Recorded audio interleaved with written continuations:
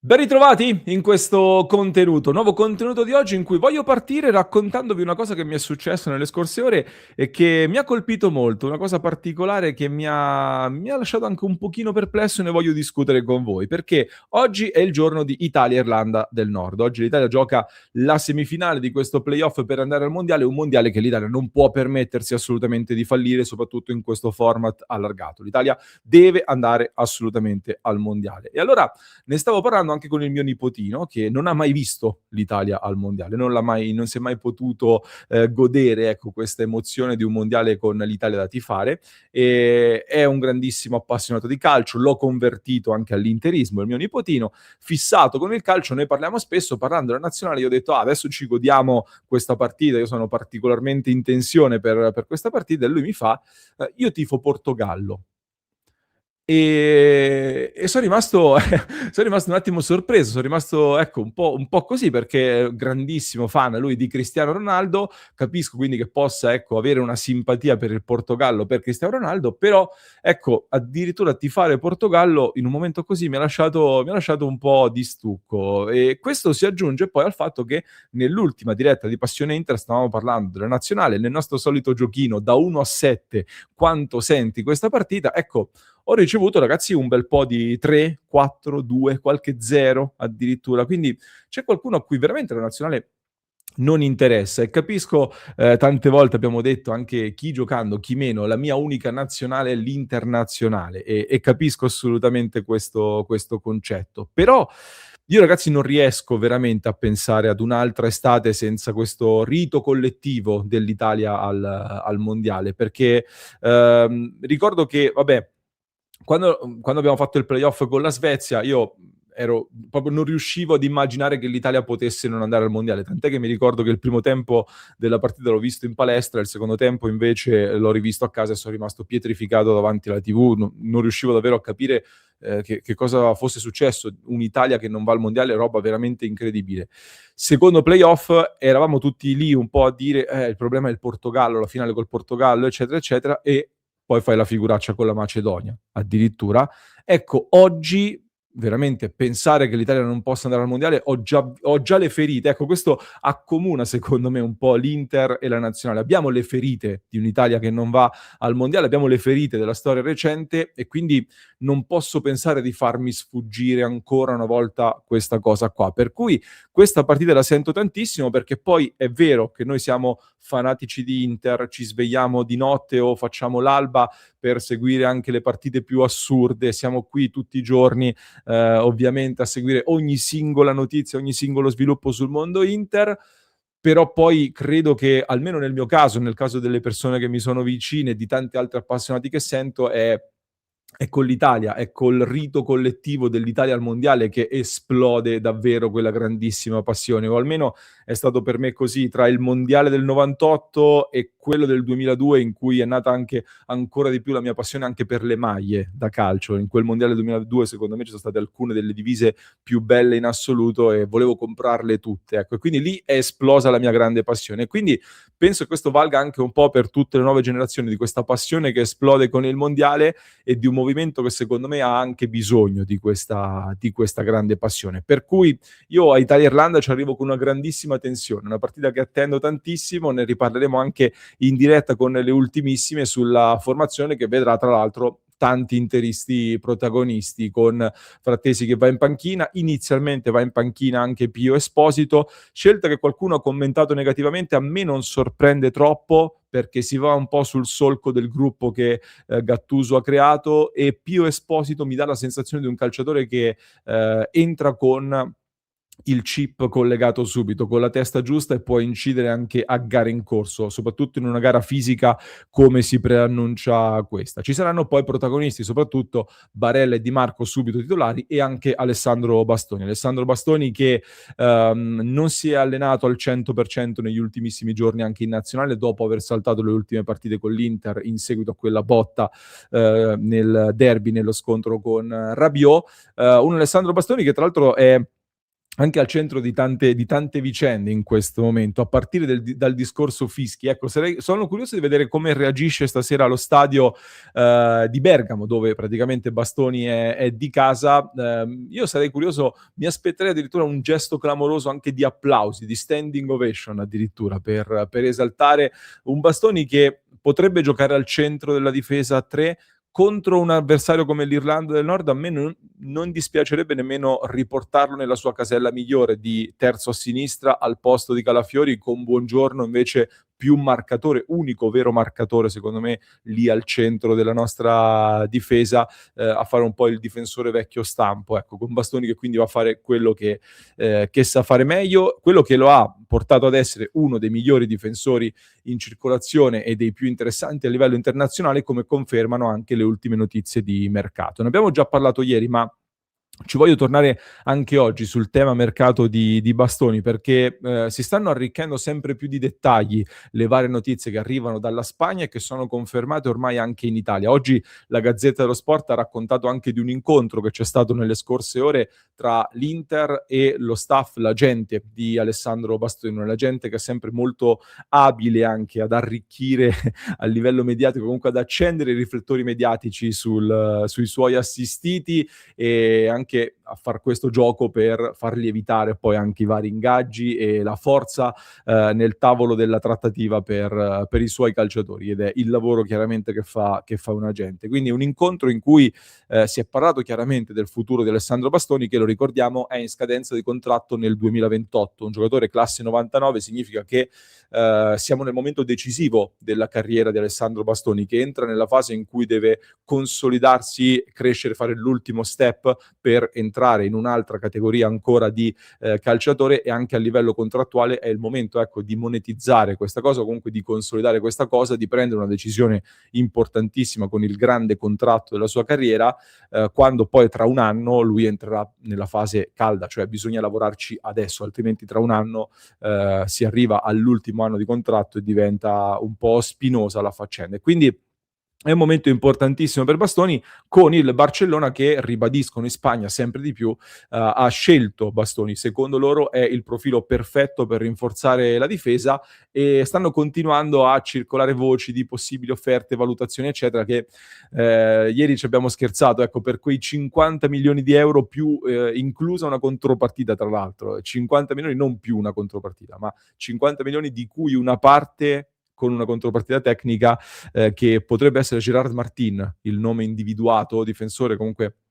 classe 2002 se non vado errato, non me lo ricordo particolarmente positivo nei vari incroci con l'Inter nella storia recente. E ecco, è un'offerta folle, è uno scambio folle quello che viene proposto per un giocatore del calibro di Alessandro Bastoni, con tutto il rispetto per Gerard Martin chiaramente, ma 50 milioni di cui una parte in questo pagate con un giocatore in cambio, siamo veramente alla follia. Come dicevamo ieri, a queste cifre ti diamo il poster di Alessandro Bastoni che esulta a fianco a Kalulu. Ecco, l'Inter non ha intenzione di sedersi a queste cifre, a queste condizioni. Lo scenario è sempre quello relativo a due variabili, soprattutto la volontà del calciatore e l'entità reale dell'offerta che può fare il Barcellona. Cioè, se Bastoni arriva e ti dice voglio approfondire la questione Barcellona, voglio andare al Barcellona, è chiaro che l'Inter si siede e bisogna cominciare a trattare. Se non è Bastoni che ti si presenta con questa forte richiesta, ecco, per convincere l'Inter bisogna sedersi con un'offerta sicuramente molto più forte, molto più seria. Siamo ben oltre i 70 milioni o addirittura anche oltre gli 80 milioni, perché Bastoni è un giocatore che caratterizza il gioco dell'Inter, è un giocatore che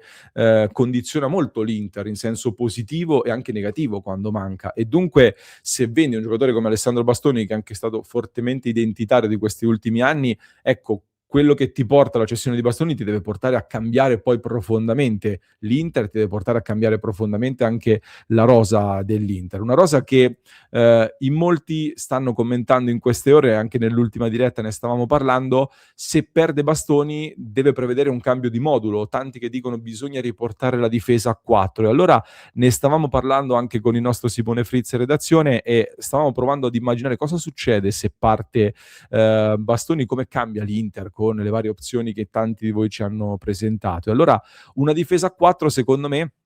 Abbiamo provato a fare un giochino molto veloce, poi magari lo approfondiremo nelle prossime settimane, però ho provato a buttar giù un'ipotesi di Inter con la nuova difesa a 4, comunque senza bastoni, dove Vicario tra i pali lo abbiamo messo come profilo principalmente individuato in questo momento, anche perché considerando, come diceva giustamente il nostro Simone, che Darmian in uscita, Cerbi in uscita e stai cambiando la rosa, c'è un Frattesi che pure dovrebbe andarsene, occhio anche alla questione liste, cioè non è che possiamo vendere tutti gli italiani e non prenderne nessuno, perché poi gli italiani servono e anche per questo Vicario, secondo me, è un profilo che interessa sempre di più, anche per un discorso di liste. E dunque, ipotesi di moduli a 4, ecco il 4-2-3-1 lo vedo un pochino complicato, il 4-3-3 lo stesso lo vedo piuttosto complicato perché significa andare a rivedere fortemente il mercato, bisogna andare a comprare almeno due ali, due esterni offensivi, almeno due, ma secondo me anche di più per fare il 4-3-3. Vai a riconvertire Thuram e Bonni sugli esterni e gli vai a comprare altre due ali alternative, soprattutto poi Lautaro secondo me da perno dell'attacco a 3 qualche difficoltà ce l'ha, per cui se davvero si vuole immaginare una difesa a 4, secondo me un'opzione potrebbe essere il 4-3-2-1, che è un modulo però abbastanza raro, che si vede poco negli ultimi anni, dove in difesa abbiamo messo Dumfries e Di Marco sulle fasce con Bissek e Akanji al centro come soluzione, ecco, attualmente provvisoria. Centrocampo ripartire da Barella, Çalhanoğlu, Zielinski, con Çalhanoğlu da capire se vuole andare al Galatasaray, se il Galatasaray porta un'offerta decente, e uno di questi tre comunque in forte ballottaggio con un colpo importante che l'Inter deve fare lì in mezzo. Si torna a parlare sempre di Manu Koné, come dicevo ieri, io 50-40 milioni per Manu Koné non li spendo, non è una cifra che può spendere un Inter che ha un budget limitato. Se spendo più di 40 milioni di euro, cifra che non spendo dai tempi di Hakimi, voglio un giocatore che mi cambia il volto dell'Inter, che a questo punto potrebbe essere magari invece più davanti il profilo di questo calibro qua, dove Lautaro Martinez, ecco, allontanare dalla porta Lautaro Martinez secondo me è sempre un peccato, ovviamente, però considerando il rampa di lancio Pio Esposito, che può prendersi quindi la titolarità lì davanti, Lautaro è quello che fa meglio di tutti questo lavoro di verticalizzarsi dietro la prima punta, di lavorare in verticale dietro la prima punta, aggiungendo un elemento di grande qualità, di grande fantasia che ti dà quel cambio nell'ultimo passaggio, nel dribbling, negli ultimi 30 metri. È lì che forse si può fare il grandissimo colpo, dove c'è il solito nome di Nico Pass che gira, un ruolo che un po' forzato potrebbe andare a ricoprire eventualmente anche Zielinski in caso di necessità. Un altro nome che aveva fatto molto sognare è anche quel Akliouche che in Francia hanno più volte accostato all'Inter, soprattutto a settembre-ottobre 2025, ma che ha una valutazione spropositata, però è un profilo che l'Inter ha seguito e monitorato. Comunque stiamo parlando di quelle caratteristiche lì, di inventiva, di colpo negli ultimi 30 metri. Però è uno scenario, secondo me, questo un pochino difficile di questo modulo, mentre più probabile forse rimanere sempre attorno al 3-5-2 che diventa in questo caso una sorta di 3-4-2-1 con a quel punto devi andare a prendere un sostituto serio di Bastoni, con attenzione a Solé che è un destro ma gioca anche a sinistra e in questo momento da quello che risulta a noi, come abbiamo detto più volte, più che Muaremovic, più che Ordóñez del Club Brugge che costa tanto, è proprio Solé dell'Udinese il profilo che piace di più per la difesa, oppure se parte Bastoni verosimilmente si può anche trovare un accordo con Carlos Augusto per un rinnovo che al momento sembra un pochino difficoltoso, però se parte Bastoni, ecco, certo, passare da Bastoni a Carlos Augusto che comunque sta facendo bene da terzo a sinistra, poi ci torneremo, ecco, magari su questo concetto. A centrocampo, come dicevamo, questo centrocampista possente più di contenimento davanti alla difesa che ti aggiunge quelle caratteristiche lì che ti mancano in ballottaggio, poi con Barella, Çalhanoğlu si alterneranno e anche Zielinski eventualmente, Dumfries, Di Marco sugli esterni e poi come sempre Lautaro a supporto di Esposito insieme ad un giocatore di grande qualità e di grande fantasia. Questi sono dei possibili scenari in cui tra l'altro come potete immaginare, comunque come potete vedere, oltre a Bastoni, sembra rischiare di finire fuori dai piani Marcus Thuram, che viene un pochino assorbito da questa crescita di Pio Esposito. E allora la provocazione con cui vi voglio lasciare in questo contenuto per farci dei ragionamenti che poi approfondiremo in diretta stasera è, si sta parlando molto di un Inter che vuole fare dei colpi di nome, che vuole rinforzare la squadra e ogni sessione di mercato comunque l'obiettivo è quello di rinforzare la squadra e partire in un mercato in cui vuoi rinforzare la squadra con 2 cessioni come quelle di Bastoni e Thuram, sempre poi con la variabile Çalhanoğlu che per me non è da scartare che possa rimanere fino alla scadenza del 2027, ecco, non è semplice poi rinforzare una squadra che pronti via perde Bastoni e Thuram. E soprattutto la provocazione che lancio è, per me son sostituibili, nel senso che sia Thuram che Bastoni in qualche modo puoi riuscire a sostituirli se hai le idee giuste, puoi cambiare approccio, puoi cambiare un po' il volto dell'Inter, andare in una nuova direzione, lo puoi fare con le idee giuste. Il tema è noi abbiamo degli ottimi dirigenti, secondo me, ma che anche nell'ultimo mercato mi hanno lasciato alcune perplessità e nella gestione di alcuni cambi mi hanno lasciato delle perplessità. E la famosa rivoluzione che c'è stata nell'anno che ha portato la seconda stella è stata una rivoluzione, sì, in termini di tanto volume di calciatori, ma di reali titolari che sono arrivati quell'anno, chi sono stati? Sommer, Pavard e Thuram. Non è che sia stata cambiata proprio l'impalcatura dell'Inter in quell'estate lì. E quindi anche in questo caso il tema è, sì, Bastoni e Thuram sono sostituibili, ma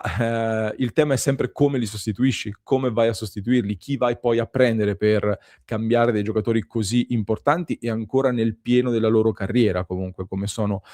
questi due. E considerando un po' come sono state condotte le ultime sessioni, considerando un po' anche i limiti dei paletti che ci sono da Oaktree, eccetera, la provocazione può essere: ma siamo sicuri che convenga incassare tanti soldi da Thuram e Bastoni per andare a reinvestirli su altri profili? E magari invece potrebbe essere soluzione ottimale mantenere questo gruppo, mantenere anche questi big e rinunciare anche a tanti soldi per andare a puntellare di nuovo la rosa con degli elementi più di contorno? Ecco, vi voglio lasciare con questa provocazione. Per me resta il fatto che quest'Inter ha comunque bisogno di alcune forze fresche nella formazione titolare, ma sono dei ragionamenti che poi faremo anche in diretta stasera alle 19:30. Vi aspetto nei commenti, sono curioso di sapere la vostra. Nel club di Passione Inter poi ne stiamo discutendo tantissimo, quindi www.passioneinter.club con il QR code da inquadrare qua in alto, link qui sotto in descrizione, e vi lascio in descrizione un altro approfondimento per chi ci ascolta in podcast, mentre per chi ci segue su YouTube vi basta cliccare qui.